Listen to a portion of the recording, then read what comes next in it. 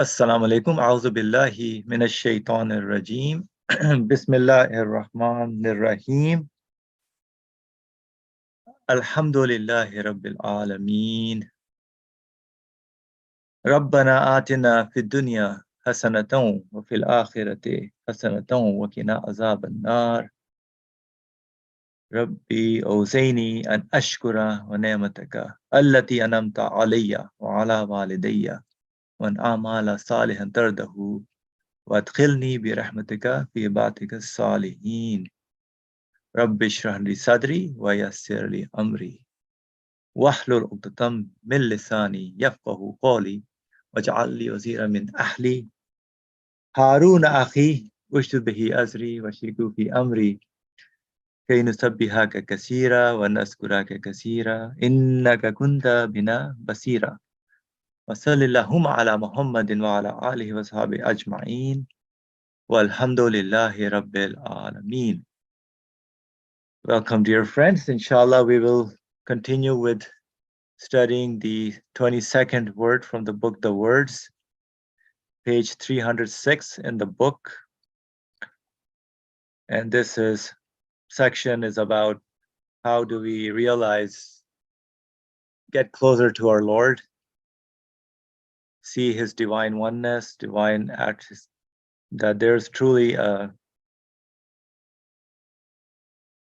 conscious being who's taking care of us. So someone who is the Lord of the universe, not just like a president or someone, your parents or someone or your boss maybe, but the one who knows each and every aspect of your life, of each and every individual's life, the whole universe is what is going on, left and right. All the laws that we say in science are nothing but his way of his will, his command, obey his law, his order.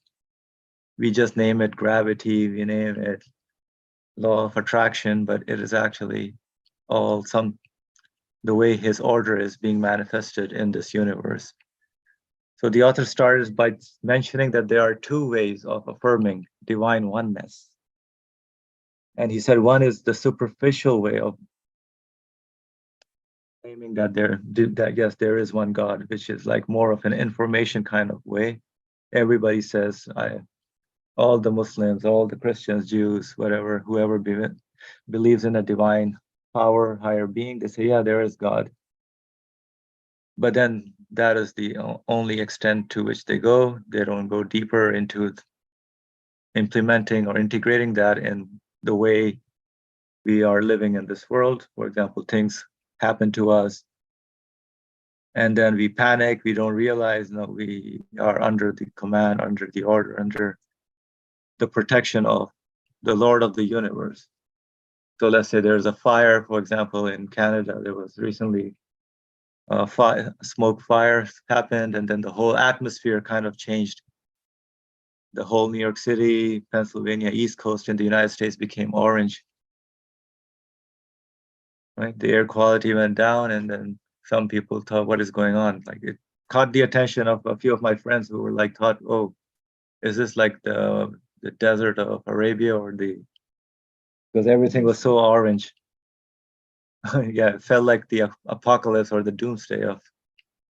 So there are signs that come to us to remind us of what the reality and who is actually in control of this world. I mean, how many times do we say he is God, the one, the eternally besought, that I'm seeking him, his presence all the time?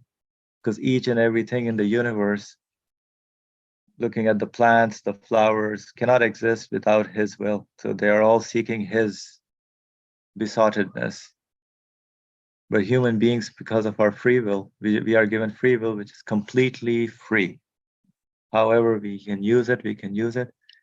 But the way we use it falls within the order of the absolute being. So we will continue with the fifth flash, inshallah. So we'll start.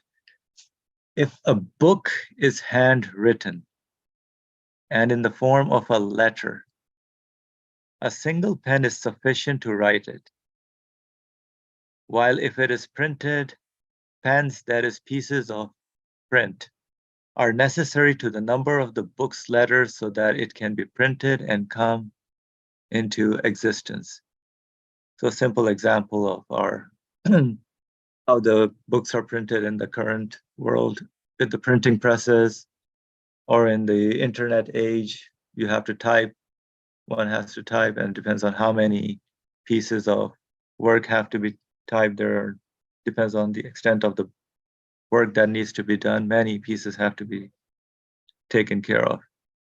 So if most of the book is written in an extremely fine script, within some of its letters, like Surah Yasin, being written within the letters Ya and Sin, which are two letters of the Arabic alphabet. Then for it to be printed, all the small pieces of print are necessary for those single letters.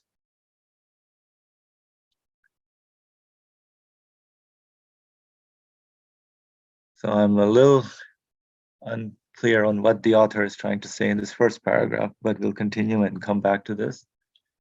What point he's making. So if a book is handwritten in the form of a letter, so he says a single pen is sufficient and necessary to a number of books, letters, so they can be printed and come into existence. So definitely he's relating that to the things that we see coming into existence. How many printing presses do you need to bring each and every being into existence? And he's relating it to how the Quran, basically, the message or the speech of God, which can be seen as a form of pen as well. All the description, like all the universe that we see around us, is referred to metaphorically as written from the pen of power of God, or the kalam in Arabic. But here he says, if most of the book is written in an extremely fine script, within some of its letters, like Surah Yasin, so giving reference to the section of the Quran called Yasin, being written within the letters Ya and Sin. Then for it to be printed, all the small pieces of print are necessary for those single letters. Okay, so we'll continue and come back to this. Welcome, Adam. If you have any comments, maybe you can help us understand what this fifth flash is about. Similarly, if you say the book of the universe is the writing of the pen of power of the eternally besought one, and the missive of the single and unique one, you travel a reasonable road, so easy as to be necessary. But if you attribute it to nature and causes, you travel a road so difficult as to be impossible. So attributing to nature and causes, the road is difficult and impossible, and so full of superstition and delusion as to be unacceptable. For then there would have to be present in every bit of earth, every drop of water, and every piece of air, millions of metal printing presses and innumerable immaterial factories, which could fashion and form the countless numbers of flowering and fruit-bearing plants. Otherwise, one has to accept that all those flowering, fruit-bearing plants possess all-encompassing knowledge and power over all things, so that they could be the true source of those creatures. For every piece of earth, water and air can be the source of most plants. However, plants, whether flowering or fruit bearing are formed in so well ordered and balanced a fashion and are so distinctive and different from one another that a different immaterial factory or different printing press would be necessary for each. It's interesting on the words he's using, distinctive and different from one another. Each and everything as it comes into existence is distinctive, different, which would require different printing presses would be necessary for each being to bring into existence. That means if nature ceases being a pattern and becomes the source, if nature ceases being a pattern and becomes the source, it necessitates that everything contains the machines to make everything else. Nature worship is therefore based on an idea so superstitious that even those who subscribe to it are ashamed of it. See the infinitely delirious unreason of the misguided who suppose themselves to be intelligent and take a lesson.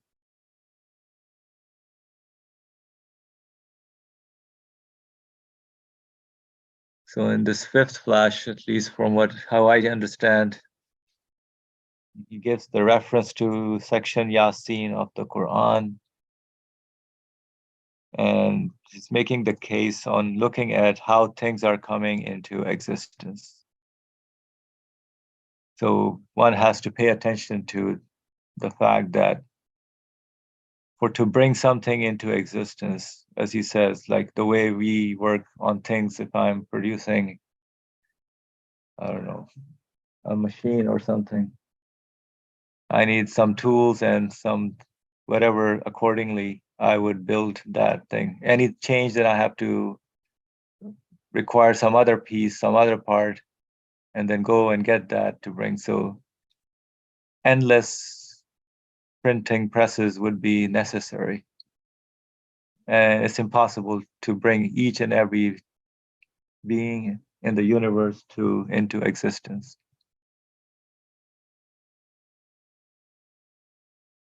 That's why he continues, the book of the universe is a continuous writing of the pen of power. And this coming into existence should show us that it is a sign, a missive, that a single and unique one. So going into the absoluteness, single and unique one, bringing the things into existence rather than multiple lords or printing presses in the analogy, as he is saying. You travel a reasonable road so easy as to be necessary, you attribute to nature and causes. I mean, first of all, we don't even know what nature is when they use the word nature. In the current civilization, nature, everything is it's all natural, it's nature. So it's just one word that one can escape with and say, oh, it's not natural. Oh, it's, you know, how it's nature, that, or mother nature. But really there's no such thing as nature, and the causes that we see are nothing but the order that is operating in the universe. So you travel a road so difficult as to be impossible. So if we see the world, the perception is to that nature or causes are doing it, then our life would become really difficult and impossible, and so full of superstition and delusion to be unacceptable. Now, why is it going to be difficult or impossible? I would wonder. Put this to you guys, if you guys can help me understand. If one attributes it to nature and causes, why is my life becoming difficult, and that reliance on nature and causes is impossible, as to be full of superstition and delusion, as to be unacceptable? So just wanted to hear some of your thoughts as well, if you would like to share them. That would be helpful. Just, yeah, jump right in if you would like to state anything.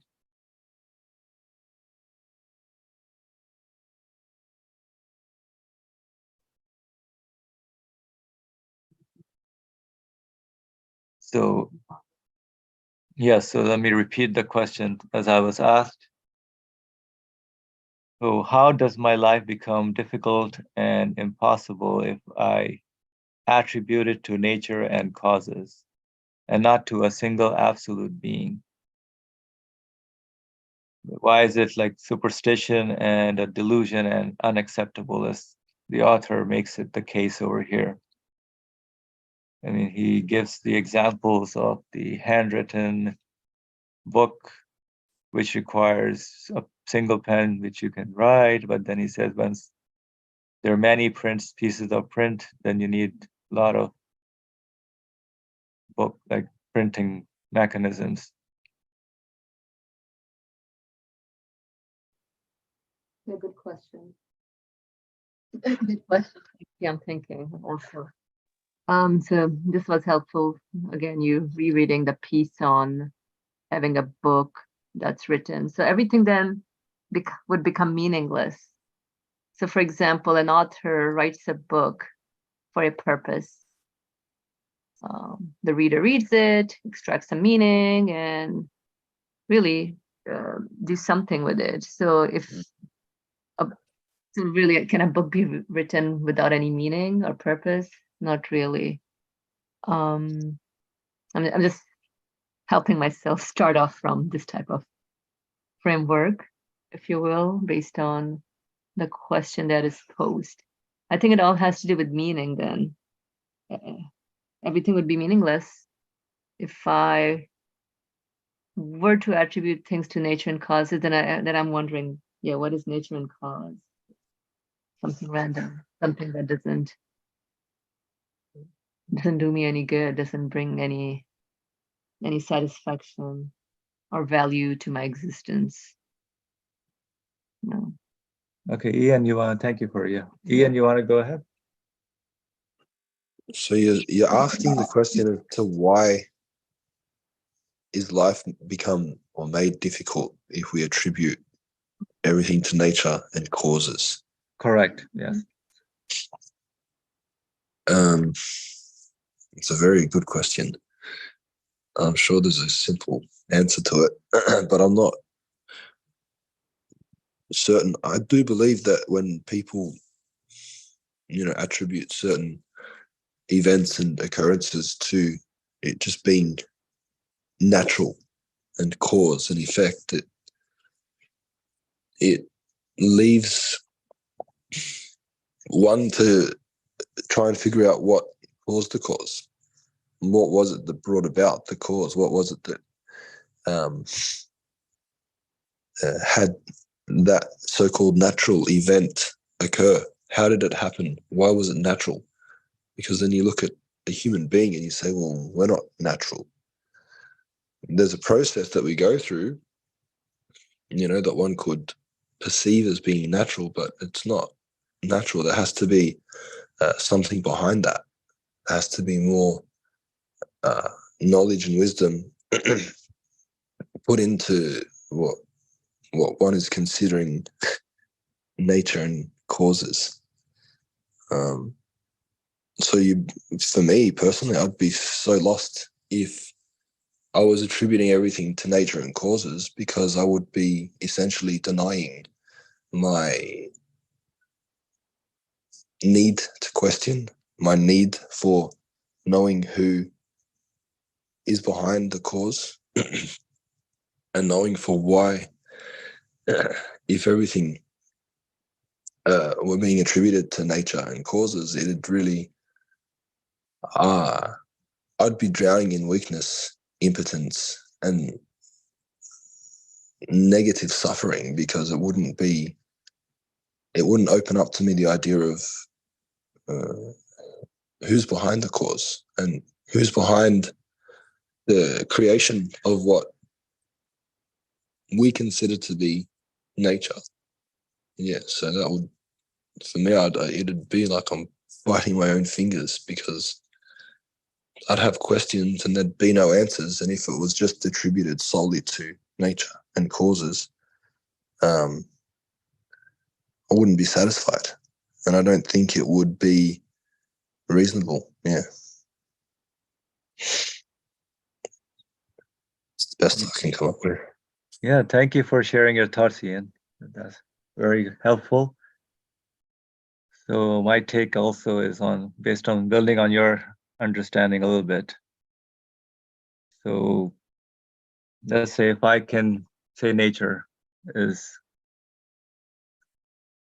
and causes are bringing things into existence. So whatever I need, I'll be running here and there in the universe looking for, hey, nature, where is the thing I need? I may find it, I may not find it. It's going to be very, very challenging, could take years. That's why I like the way how science is working. It takes years for any product to come into the market, the way the technology, all those going very fast, but still it takes many years of study, research, and study of what? About the universe. It is a very difficult kind of road. And if I ask nature, hey, can you provide me anything? Nature cannot answer me because nature doesn't know itself what to do. So if I say something, for example, if the fruit is there, I mean, the tree is there and it does not giving me the fruit, I cannot ask the tree to give me the fruit. And will it listen to me? If it's nature, hey, nature, ask the tree to give me the fruit right now, but no. Tree says, I don't follow your command, I follow the one who made me. And when the right time comes, when the season comes, when all the right conditions are there, I will give you the fruit based on his will, not your will. So really, although we benefit from all the things out there in the universe, but to bring something into existence, the way we are navigating our lives here is only by following the order, and everything is being written coming from a single and unique one. And I think the author also emphasizes on this single and unique one in this particular paragraph, also to distinguish it from if nature can be multiple things, causes is plural, can be many things. Can you imagine like how many things I'll be dependent on to get one thing that I would need, versus asking just one single and unique being, how easy it becomes. One single source versus many sources, which do not guarantee anything to me.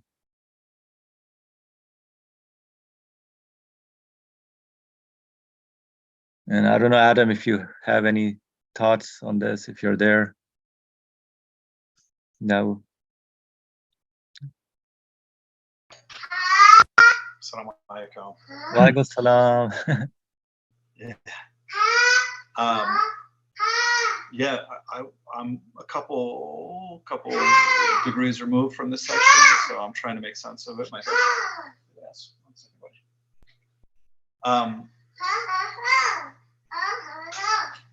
So the beginning part was a little tricky for me, right? It's like he's asking three questions. A book is handwritten in the form of a letter. Like you take a big book and you write it in one letter, a small letter. A single pen is sufficient to write it.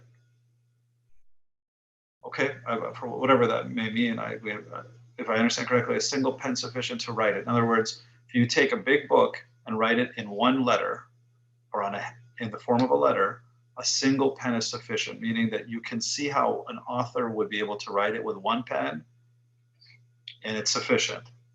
But now the second question, but if it's printed, pens, that is, pieces of print, are necessary to the number of the book's letters so that it can be printed and come into existence. This is another point, which is like saying, I don't know if you guys ever seen manufacturing, or where you have to make like a mold for something that has to be manufactured. Or for example, I think it's like that, where in your printing, when you print something, for every letter, in the old days, I think you'd have to create a mold of that letter or create something specific to that letter. So you need pieces of print to the number of the book's letters so that it can be printed and come into existence. So that's another question or point being brought. The third one now, if most of the book is written in an extremely fine script, within some of its letters, like Surah Yasin, being written within the letters Yasin, then for it to be printed, all the small pieces of print are necessary for those single letters. Sorry about the background noise. So what I think these points are pointing to are okay.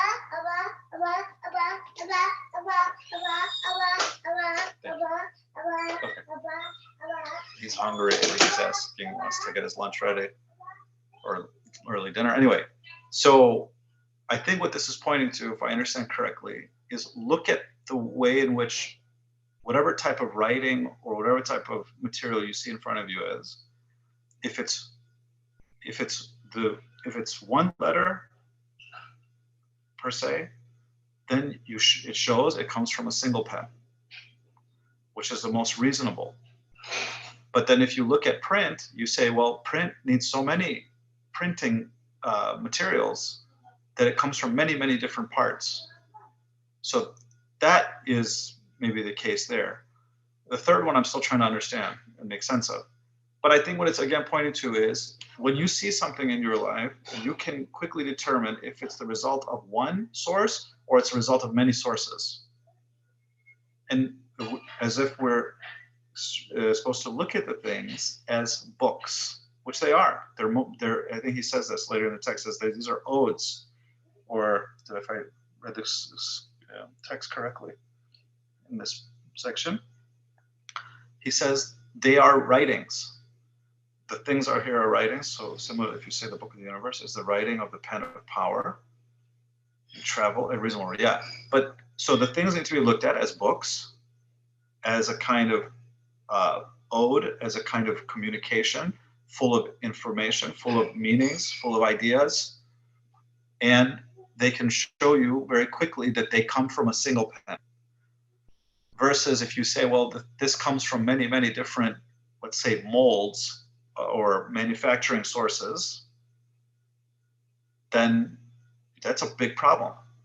It's a big problem. It's irrationally a very big problem, and also meaningfully, it's also a big problem. So I don't know if that's helpful, but I was getting stuck there, so I thought I'd share my point on that. Thank you, Adam. Yeah, the example of the mold is very good because we don't use molds anymore right now. So because of the digital age that is here. So, but a key probably on the keyboard, which points to one key of the letter, and you have many keys on the keyboard.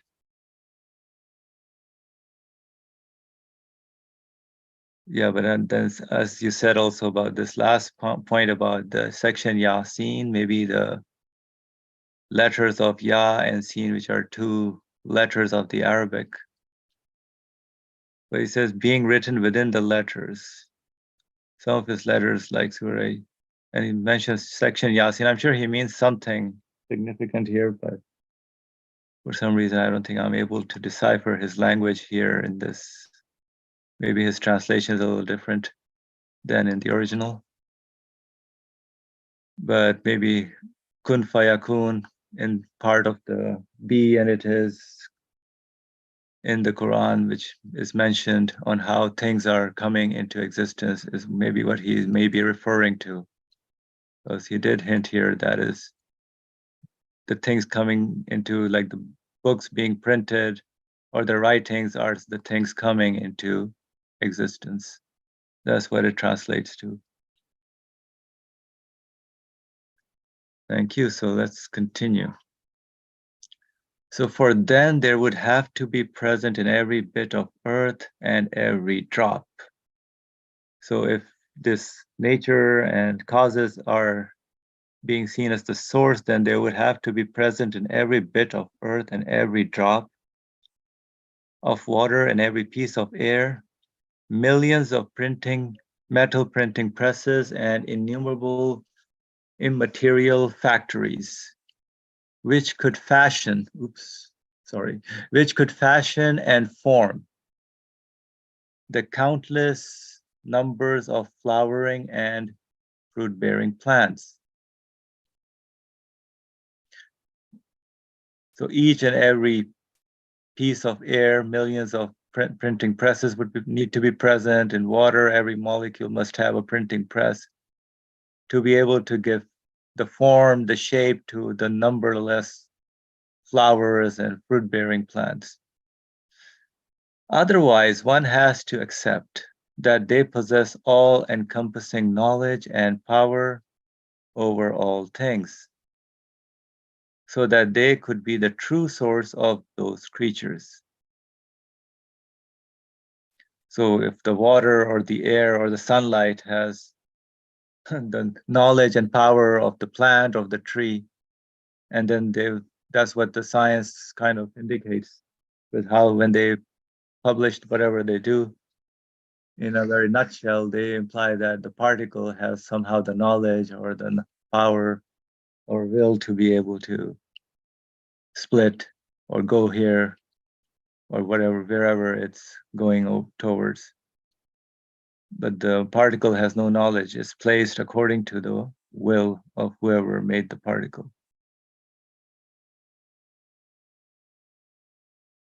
For every piece of earth, water and air can be the source of most plants.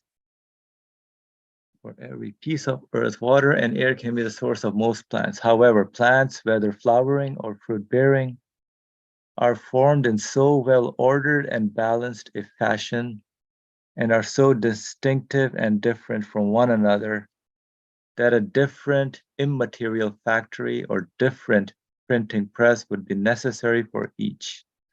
That means if nature ceases being a pattern and becomes the source, it necessitates that everything contains the machines to make everything else.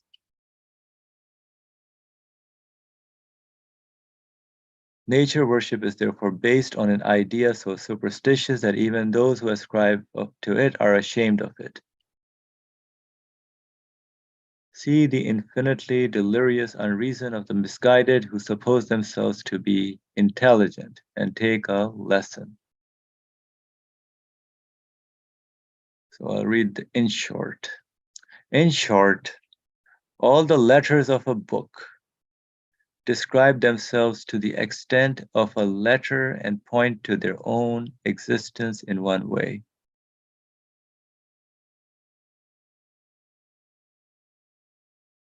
While they describe their writer with 10 words and show him in many ways. For example, the one who wrote me has fine handwriting. His pen is red, and so on. In just the same way, all the letters of the mighty book of the universe point to themselves to the extent of their own size and physical beings, but describe the names of the pre-eternal inscriber like odes, and testify to the one they signify, and point to his names with fingers to the number of their attributes. That means that even if one denies both oneself and the universe like the foolish sophists, one still should not deny the all-glorious Maker. Okay, so this fifth flash is mostly, I think, talking about how each and everything which we have to observe it closely and see how is it coming into existence. And of course, we see many things close to it in a relative to whatever the thing is coming into existence. In the case of the plant, we see the soil, the sun, the water, the air, and we think that it's because of those things that the plant is growing. And the author is asking for us to pay attention to that and see that, as if each piece of the air, millions of printing presses are present to bring something into existence, or in water, molecules, or even to say that the things themselves are bringing themselves into existence is just a fallacy and confusion.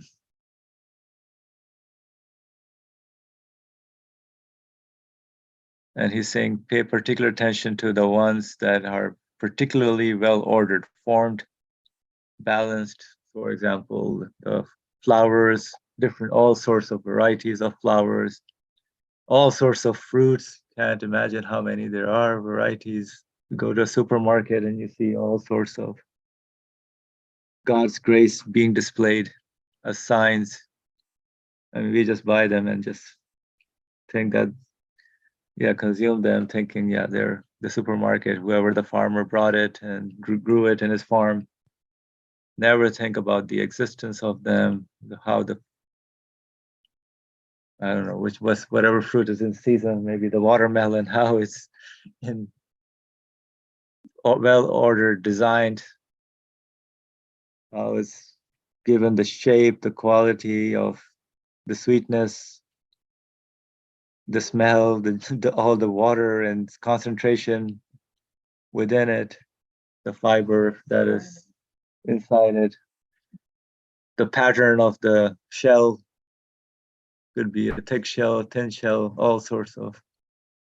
And that's just one example, but Adam, go ahead, please. Assalamu alaikum.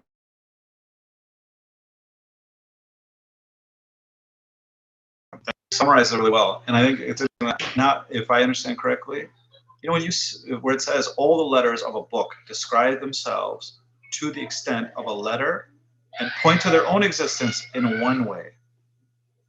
Okay, on one side, but on the other side, while they describe their writer with 10 words and show him in many ways. For example, the one who wrote me has fine handwriting. His pen is red, and so on. This is really interesting. If I understand the analogy, let's take a word in this paragraph we're looking at. For example, let's look at the word, any word. There are all the letters. Let's say the word letters. There's a letter in there. There's an L. There's an E, T, T. Does the T in the word letters signify itself or point to its own existence? It does. But what is more significant about the T is that it fits into the word letters to give the meaning of the word letters, or whatever word meaning is supposed to be understood. So what is of more significance? The fact that a T is a T and it sounds like a T and it looks like a T, which is not really significant. But T in the word letters means something much more significant, much more higher.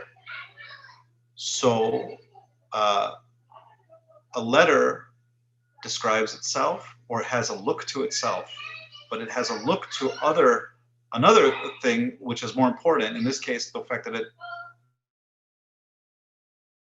is in a word, and the fact that that word is in a sentence, and that sentence is in a paragraph, and in a chapter, and in a book.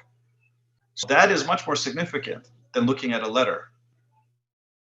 That's the way in which we should try to understand what's going on around. The things that we're experiencing in this world have a look to themselves, but they also, and more importantly, have a much bigger look to the source and the one that's writing it. For example, it says the one who wrote me has fine handwriting. You can deduce that from looking at one letter. Sorry for the background.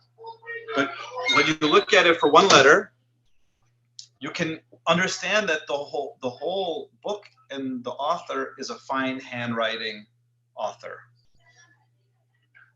And you can conclude that the whole text is from a a fine artist or handwriter, and one letter is sufficient for you to get that. So I think the point I'm taking away is this is helping us to understand how to look at this world, how to look at what's going on, and see how the things are fitting. If I see, I don't know, the existence of anything, let's say a bird, or let's say some food, I'm going to go eat a little bit. I have to look at it like I look at the letter T in the word letters, and in the sentence. I should not try to isolate it into its own being. When I do that, I reduce it, and I also don't see the big picture in it. When I bring it into the bigger context, here it's much more reasonable, much more meaningful, and much more, consistent, coherent, and also meaningful. I mean, I enjoy it much more, and also it doesn't contradict what I'm experiencing. So again, I think those are interesting points here at the end. Yeah, thank you, Adam. So if I look at one letter, then I can deduce that all the letters, basically one letter is written and made by a being, then all the letters must be made by the same being. So that's why the example says one who wrote me. So by looking at one letter, he says his pen is red, I can conclude what kind of the writer he is. So deduce and so on. Basically, from observing one particle, one letter, I can deduce point to his many names, as he says, as to the number of attributes that I can deduce from them by looking at that. All the letters of the mighty book of the inner point to themselves to the extent of their own size, and physical being, but describe the names of the pre-eternal inscriber like oaths and testify to the one. They signify and point to his names.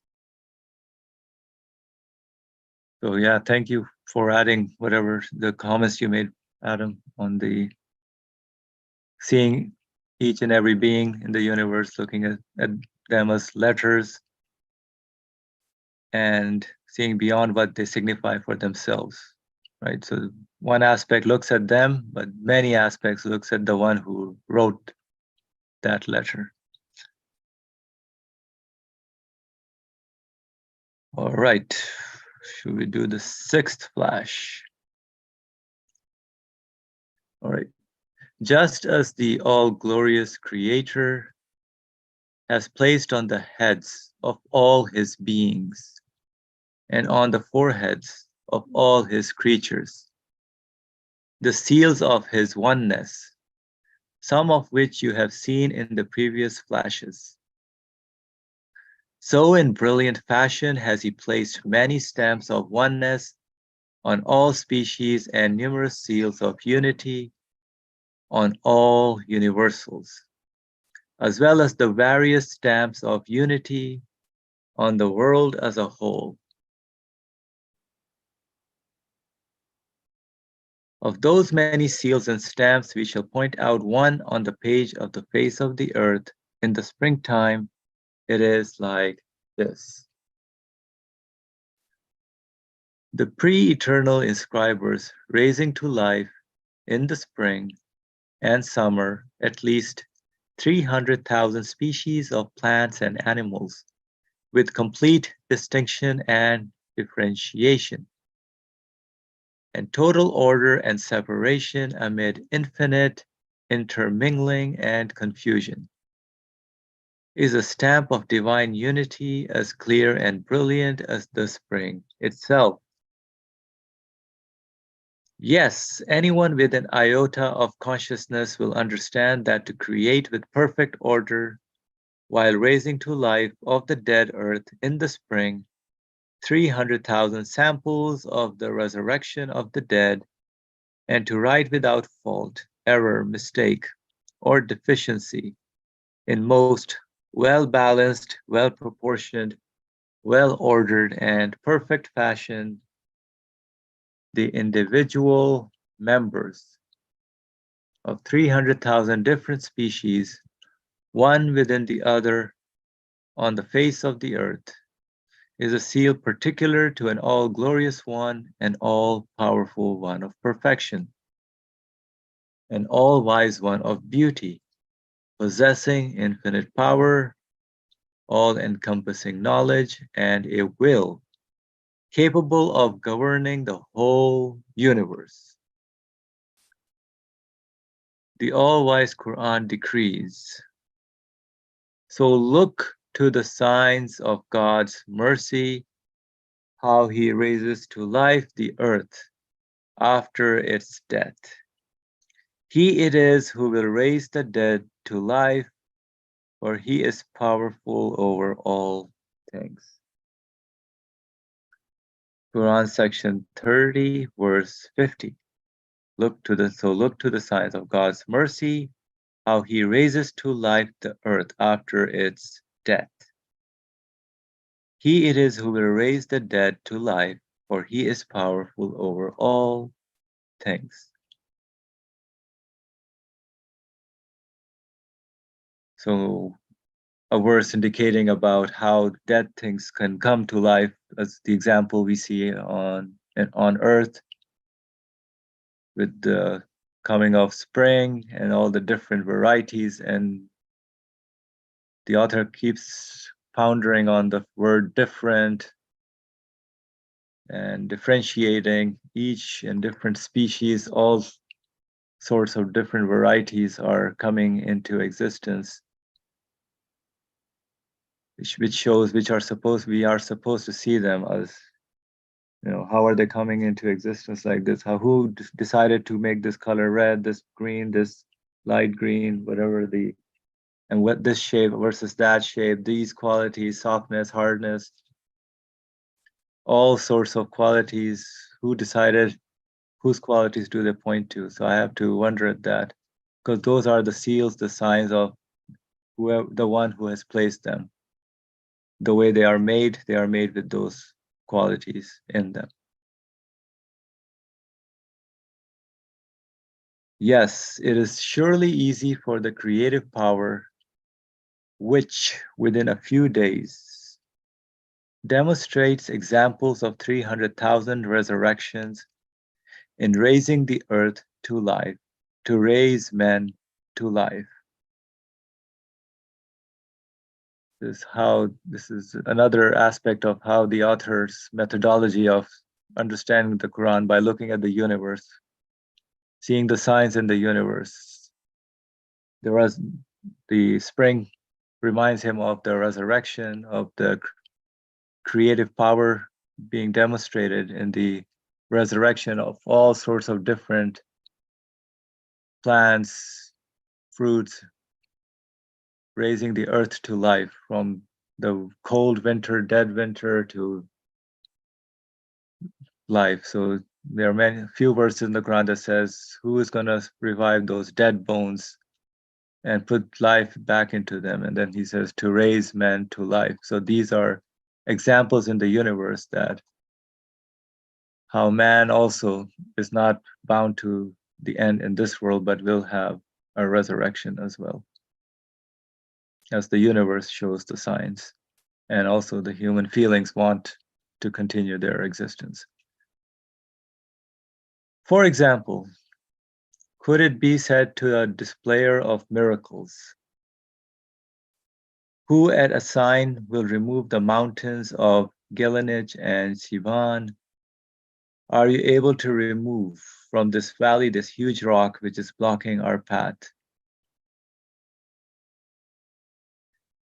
Similarly, can it be said in a way that infers doubt at an all-wise and powerful one?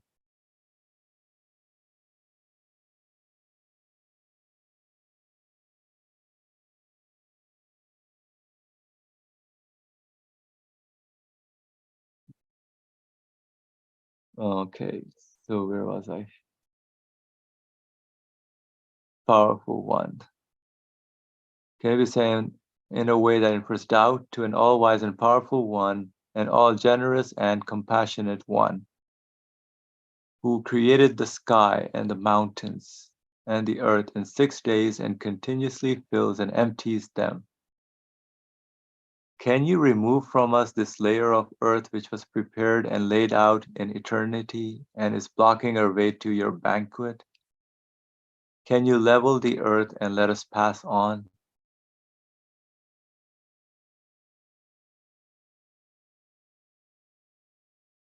So the author is asking, making, so whoever is displaying whatever we are seeing in the universe, can he not do it? Whatever, empty out and then renew, as we see in the spring, all the dead plants are cleared and then new ones come in their place with all sorts of varieties. So the one who creates the sky and the mountains continuously fills and empties them.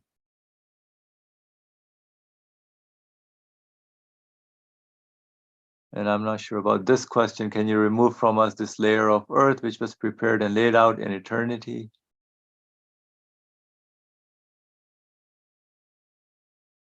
Can you remove from us this layer of earth which was prepared and laid out in eternity and is blocking our way to your banquet? So I guess referring to this universe, this world, which is the means for us to go to the next world. So could there not be a doomsday or whatever? I mean, whoever is bringing everything is in his creative power. Let me see where it's is going, and then maybe we can come back. You observed a seal of divine unity on the face of the earth in the summertime. Now look, a stamp of unity is clearly obvious on the vast, wise, and perspicacious disposals of the spring on the face of the earth. A stamp of unity is clearly obvious on this earth. For that activity is on an absolutely vast scale, and the vastness is together with an absolute speed. It's not just the scale, the vastness, but also the speed at which the things are coming into existence. And that speed is together with an absolute munificence. And together with these, an absolute order and perfect beauty of art and exquisiteness of creation are apparent. So they're made beautiful, inviting in the springtime, the fruits by their smell, by their colors, by their texture, perfect beauty of art, and just pure grace, munificence, like many, not just one single variety of fruits, but many different varieties. And even within those varieties, there are many other varieties. So if you take mango in summertime, not just one variety, but all sorts of different kinds of varieties of mangoes. And of course, the beauty of art is present in all of them. Who can deny that? It's happening by itself or chance or randomly. I mean, who can say those things when such delicate, perfect creation, exquisite beauty, art is apparent, which points to its artist, the maker. These form a seal which could belong only to one possessing infinite knowledge and boundless power. Yes, we see that on the earth within an absolute extensiveness are a creation, disposal, and activity which are on an absolutely vast scale. And these are occurring within that vast scope with absolute speed. And together with that speed and vast scope and absolute munificence is apparent in the multiplication of individual beings. And together with that munificence, vast scope and speed and absolute ease is apparent and to create the absolute order and exceptional beauty of art to be seen in all species and individuals, and the perfect differentiation with an infinite intermingling, and the valuable works with an extreme abundance. So infinite intermingling, perfect differentiation in all the species and individuals that are coming into existence, come in an order at a speed, particular exceptional beauty of art to be seen in all species and individuals, and the perfect differentiation with an infinite intermingling, and the valuable works within, and the valuable, okay, my battery is going down, and the perfect, and the valuable works with an extreme abundance and the complete correspondence on an extensive scale.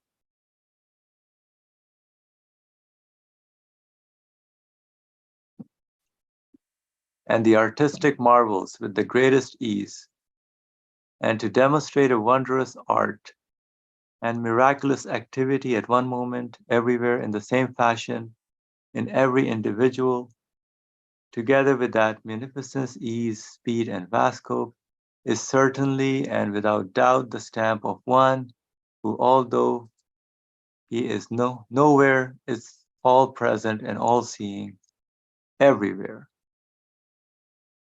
Although he is nowhere, is all present and all seeing everywhere. Nothing is hidden from him, nor is anything difficult for him.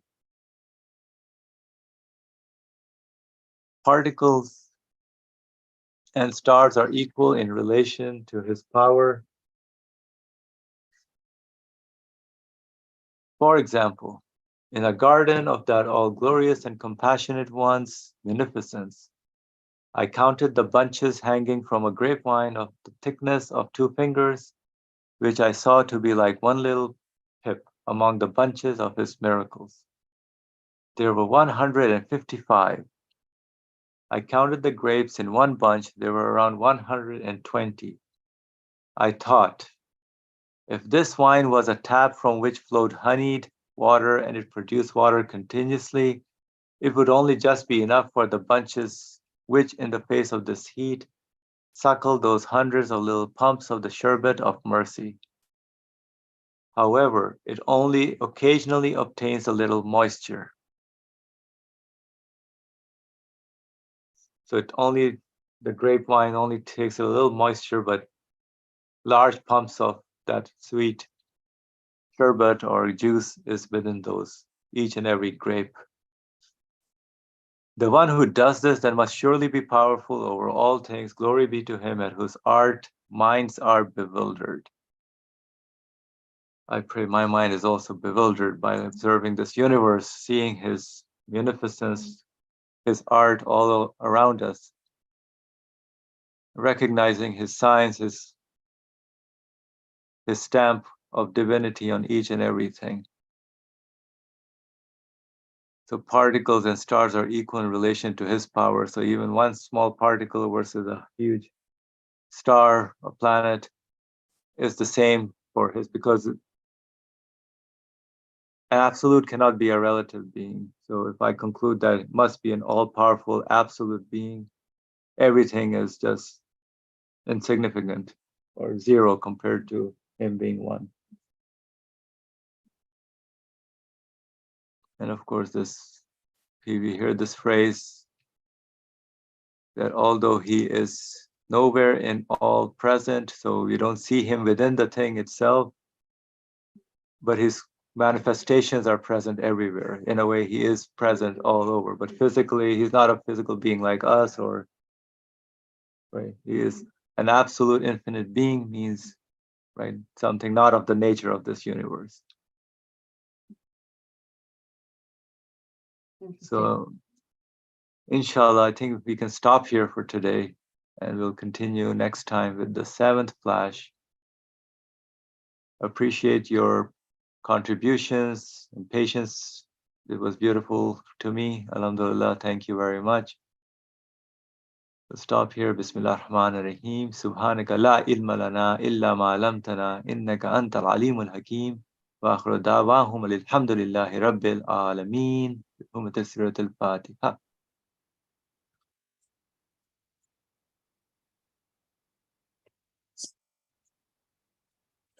Thank you, everyone. Thank you, Ian.